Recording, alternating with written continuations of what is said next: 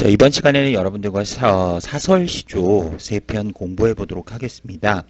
우선 시조라는 양식을 지금 쭉 공부하고 있는데요. 오늘 이번 시간에는 사설 시조라는 양식을 공부를 하게 됩니다. 사설 시조라는 것은 일반 시조, 평시조인 3장 욕구 45자의 기본적 형식에서 벗어나서요. 두 구절 이상이 길어지는 형태라고 할 수 있겠죠. 그러니까 평시조 형태에서 두 구 이상이 길어진 형태의 시조를 사설시조라고 하는데요. 얼핏 봐서는 시조 같다기보다는 일반 산문 같은 그런 느낌을 좀 갖게 되죠. 조선 후기에 주로 많이 창작이 되고 발전하게 된 장르 양식이고요. 주 작자 계층들도 평민 계층이 많습니다. 양반 계층들이 3장육구 45자 내외 일정한 틀에 맞춰서 그 시조를 창작을 했다면 평민들은 그 틀에 모든 감정이나 정서를 담기엔 좀 부족했다고 생각했던지 두 구 이상이 좀 길어지면서 장황해지게 되는 그런 어떤 형태를 갖추게 되죠. 그래서 오늘 이 세 편의 시조에서도 여러분들 그 세태를 풍자하고 또 일상생활에서 묻어나는 그런 감정들을 어떻게 표현해냈는지를 좀 공부해 보도록 하겠습니다. 먼저 두터비 파리를 물고 작자 미상의 작품인데요. 핵심 정리부터 먼저 보도록 하겠습니다. 해제 보시면요. 교환을 참조하시면 되겠습니다. 두터비, 파리, 백송골의 관계를 이 두터비, 파리, 백송골의 관계를 각각 비유를 하죠. 그 두터비가 이제 힘없는 백성을 괴롭히던 당시의 위정자들의 횡포를 비유한 거죠. 이런 횡포를 날카롭게 어떤 풍자한 내용의 그런 시조다. 라고 할 수 있겠습니다. 두터비는 탐과 놀이를 비유한 거라면요. 여기에서 그 백성은 두터비가 바로 우리가 못된 탐관 오리 백성들의 것을 빼앗는 파리는 힘없는 백성을 비유한 것이다. 라고 할 수 있겠고 백송걸은 중앙관리 또는 감시자 뭐 이런 기능의 역할로 비유된 것이다. 이렇게 볼 수 있겠습니다. 형태는 지금 공부하고 있는 게 사설시조 되겠고요. 빗대어 이야기이기 때문에 풍자적, 우의적이고요. 좀 재미있는 그런 두터비가 이렇게 풀떡 뛰어 나가다가 자빠지는 그런 모습을 통해서 좀 해학적인 면을 연출해내면서 탐관오리들의 허세를 풍자하고 있다라고 할 수 있겠습니다. 주제는 그래서 탐관오리들의 탐관오리의 횡포와 허장성세 풍자라고 할 수 있겠고요. 표현에서는 의인법, 대조법, 묘사 이런 것들이 사용됐다는 거. 의인법인 건 뭐 두터비나 파리, 백송거를 이제 사람을 좀 비유했다라는 것들 그런 것들을 볼 수 있겠고요. 대조법은 두터비와 파리의 관계가 서로 상반된 그런 의미를 가지고 있기 때문에 대조다라고 할 수 있겠습니다. 자, 본문 올라가 보도록 하겠습니다. 두터비 파리를 물고 두험 우히 치달아 앉아 라고 했죠. 두꺼비가 파리를 물고 두험 위에 올라가 앉아 라고 했죠. 자, 여기에서 우리가 눈여겨보도록 합시다. 이 두터비라는 것과요, 요 파리는 서로 대비되는 그런 어떤 관점의 소재라고 이야기를 할 수 있을 것 같아요. 서로 대립적이다. 라고 할 수 있는데 방금 이야기했던 것처럼 두터비는 백성들의 것들을 빼앗는 탐관 오리를 비유했다면 파리는 바로 힘없는 백성을 비유한 것이다 라고 할 수 있겠습니다. 두꺼비가 파리를 물고 두엄 위에 올라가 앉아. 자, 여기에 두엄은 백성들에게서 수탈한 재물을 비유한 것이다. 바로 수탈한 빼앗은 재물을 비유한 것이다 라고 할 수 있죠. 건너산을 바라보니 백송골이 떠있거늘 백송걸이라고 되겠죠. 자, 여기서 백송골은요 하얀 이제 송골 매가 떠있다라고 하는데 여기서는 고위관리 또는 감시자라는 그런 비유적인 표현으로 사용됐다. 백성거리 떠있거늘 가슴이 끔찍하여 놀래가지고 두꺼비가 풀떡 뛰어내렸다가 잡혀먹을까봐 가슴이 끔찍해서 풀떡 뛰어내렸다가 두엄 아래 자빠지고 두엄 아래 미끄러졌대요.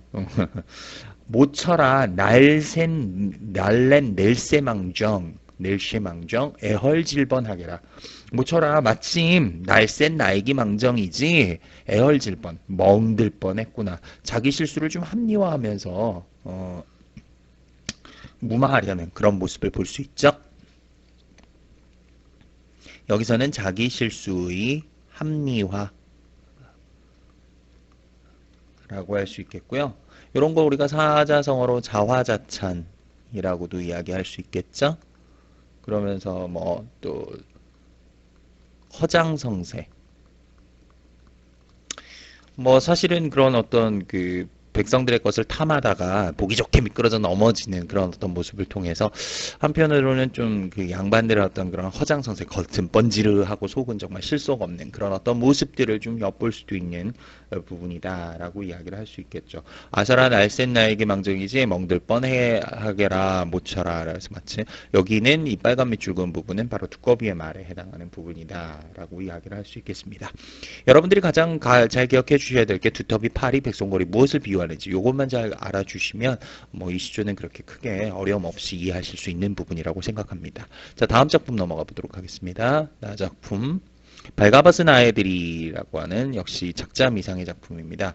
자, 발가벗은 아이들, 발가숭이는 여기서 작품 속에 발가벗은 아이고 여기서 또 발가숭이는 고추 잠자리를 비유한 건데요. 벌거벗은 아이들이 물가에서 막 놀면서 고추잠자리를 잡는 상황을 우리가 이제 정치 상황으로 묘사를 한 거예요. 그러니까 서로가 서로를 모함하고 이렇게 모해하는, 서로를 해치려는 그런 약육강식의 서로를 모해하는 약육강식의 인간 세태를 풍자했다. 이렇게 얘기를 할 수 있겠죠. 성격은 역시 풍자적이다라고 이야기를 할 수 있겠고요. 역설적인 표현이라고 하는 거는요. 지금 여기 작품 속에서 그 지칭하는 대상들을 지금 보시면 발가숭이 똑같은 대상인데요. 그때그때 좀 그 문맥의 의미에서 지시하는 대상이 다르죠. 벌거벗은 아이가 될 수도 있고 고추잠자리가 될 수 있고. 그러니까 벌거벗은 아이들이 고추잠자리를 잡기 위해서 잠자리에게 야 절로 가면 죽어 일로 와야 살아라고 하면서 거짓말을 하거든요.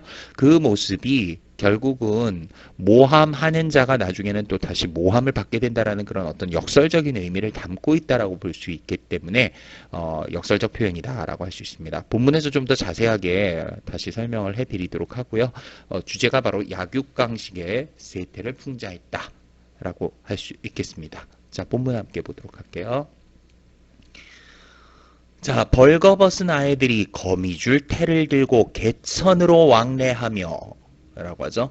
자, 벌거벗은 아이들이 거미줄 태를 들고는 잠자리채 같은 거죠. 그걸 들고 이제 잠자리 잡기 위해서 개천으로 왕래하며 개천으로 왔다 갔다 하며 라고 했는데 자, 여기서 벌거벗은 아해들이라고 되어 있습니다. 벌거벗은 아해.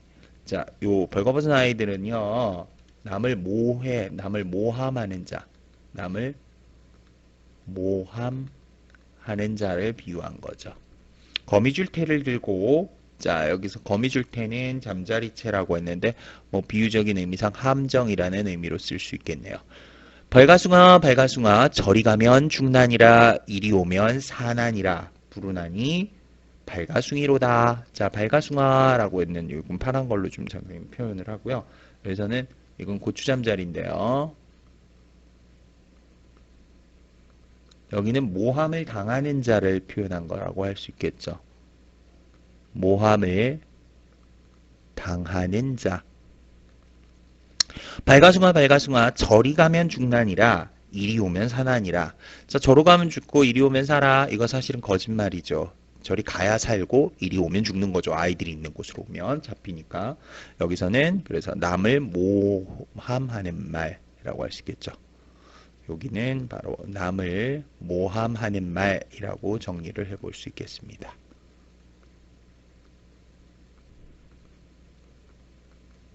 부르나니 발가숭이로다. 자, 부르는 것이 발가숭이로구나 라고 했는데 이 부분이 좀 중요하다고 할 수 있을 것 같아요. 자, 부르나니 발가숭이로다. 이 부분은 선생님이 좀 메모를 했는데요.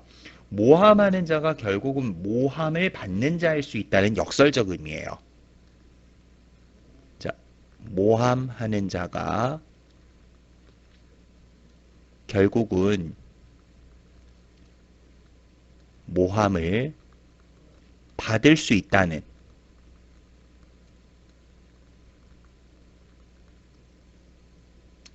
역설적 의미를 담고 있다라고 할 수 있죠. 아까 이제 핵심 정리해서 얘기했던 부분이 조금 더 이해가 되시는지요? 그래서 이런 부분들이 바로 약육강식의 세태를 풍자했다라고 할 수 있겠죠. 약육강식의 세태 풍자. 이렇게 비유할 수 있습니다. 아마도 세상 일이 다 이러한가 하노라. 아마도 세상 일이 다 이와 같은 것 같잖아. 남을 서로 모함하고 남을 밟고 올라서려고 하고 남을 모함해서 내가 더 높은 자리에 올라가려고 하는 세상 일도 다 이와 같지 않을까라고 이야기를 하고 있습니다. 그래서 서로 모함하는 세태에 대한 깨달음이 나타난 거죠. 서로 모함하는 세태에 대한 이런 게 이제 깨달음 또는 개탄, 안타까움이라고도 할 수 있겠죠. 이렇게 정리를 좀 해볼 수 있겠습니다. 자, 그럼 다음 작품 넘어가도록 하겠습니다. 덱들의 동난지사오. 자, 동난지는 뭐냐? 게젓을 얘기하는데요. 게젓, 여러분들 꽃게 있죠? 게를 뭐 간장게장이나 뭐 양념게장을 담잖아요. 이 당시에도 게젓이라는 음식이 있었죠. 자, 그래서 여기에 보시면 그 게젓이라는 우리말이 있음에도 불구하고 핵심 정리 보시면요. 어려운 한자어를 쓰는 현학적 태도를 풍자했어요. 그러니까 계좌 사세요, 계좌 사세요 이러면 될 걸 동난지 사오라고 하니까 듣던 손님이 못 알아듣고 그게 뭐냐라고 했더니 이제 그 계좌 장수가 자세히 설명을 하죠. 그랬더니 가만히 듣고 보니까 계좌 파는 거잖아요. 야 그렇게 어려운 말 쓰지 말고 차라리 계좌시라 해라라고 해서 잘난 척하는 그런 세태를 풍자한 거죠. 그 뭐 단순히 계좌 장수를 풍자했다기보다는요. 그때 당시에 조선 후기 당시에 어떤 그 뭐 현학적인 좀 뭐 문짝개나 쓴다는 사람들이 좀 잘난 척하는 그런 세태를 좀 꼬집어서 비판한 것이 아니겠느냐라고 할 수 있겠습니다. 이렇듯 사설시조에는요, 여러분들이 지금 세 작품 다 살펴보고 있잖아요. 세 작품 다 모두 어떻습니까? 이런 어떤 세태나 세상에 대한 풍자 이런 것들이 좀 들어가 있죠. 이게 백성들의 입장에서 자유롭게 이런 그 사설시조라는 양식을 통해서 좀 표현을 하고 싶었던 거죠. 그러다 보니까 작자 미상인 경우가 대부분이에요. 왜냐고요? 뭐 이런 것들을 만약 작자를 밝히게 되면 지배층이 양반층에서 가만히 있지 않겠죠. 뭐 양반들을 비판하거나 탐관오를 비판하거나 뭐 이런 내용들 세태를 풍자한 작품들이었기 때문에 아마 부득이하게 이렇게 작자를 밝히지 않을 수 없지 않았을까라는 그런 생각을 좀 해보게 되네요. 자, 갈래는 사설시조 역시 해학적 풍자적인 성격이 있고요. 대화체 구성이에요. 이게 계좌장수와 손님이 대화를 나누는 그런 대화체 구성과 부르는 돈어법, 장수야 이렇게 부르는 부분이 나오거든요. 주제는 바로 현학적 태도 풍자라고 할 수 있겠습니다. 자, 본문 가보도록 하겠습니다. 덱들의 동난지 사호라고 하죠. 여러분들 동난지 사세요. 자, 이 동난지가 뭐냐? 이 글의 중심 소재이기도 하고요. 계절시죠. 자, 덱들의 여러분들 동난지 사세요. 저 장수야 그랬더니 여기에서 여기 동난지 사소까지는 계절 장수의 말이고요. 저 장수야 내 황후 기 무서시라 외난다 사자. 야 너 장수야. 그거 물건 파는 장수야. 너 그 물건 지금 뭐라고 외치는 거니? 좀 사보자 라고 하는 거죠. 그래서 황후라는 말은요. 물건. 야, 그 물건 지금 무엇라고 외치는 거니? 좀 사보자. 이 부분은 손님의 말이죠. 그랬더니 계좌장수가 자세하게 설명해요. 외골내육, 밖은 뼈요. 내육 안은 살이고 양목이 상천 두 눈은 하늘을 향하고 전행 후행 앞으로 갔다 뒤로 갔다 소아리 팔쪽. 자, 요걸 좀 그림으로 선생님 좀 표현해 볼게요. 겉은 뼈대고 안은 살이고 두 눈은 하늘을 향하고 자, 뭐 소아리 작은 다리 8개. 그 다음에 큰 다리 2개. 자, 급조해서 그랬는데 꽃게 같은가요? 개 같은가요? 자, 그 외골내역 양목 두 눈이 하늘을 향하고 전행후행 옆으로 갔다 뒤로 앞으로 갔다 뒤로 갔다 소아리 8쪽. 작은 다리 8개, 큰 다리 2개, 두족, 이족이라는 말은 청장 아쓱하는 동난지 사호라고 하죠. 청장 아쓱하는 아스쓱 의성어를 통한 감각적인 표현이 나왔죠.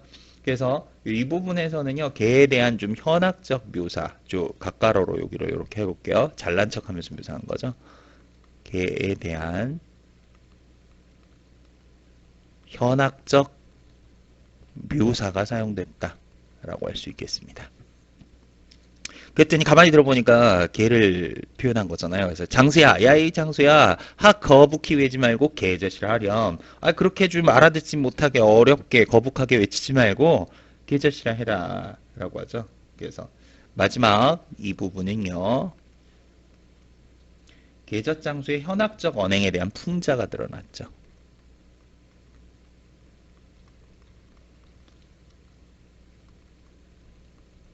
현학적 언행, 말과 행동에 대한 풍자.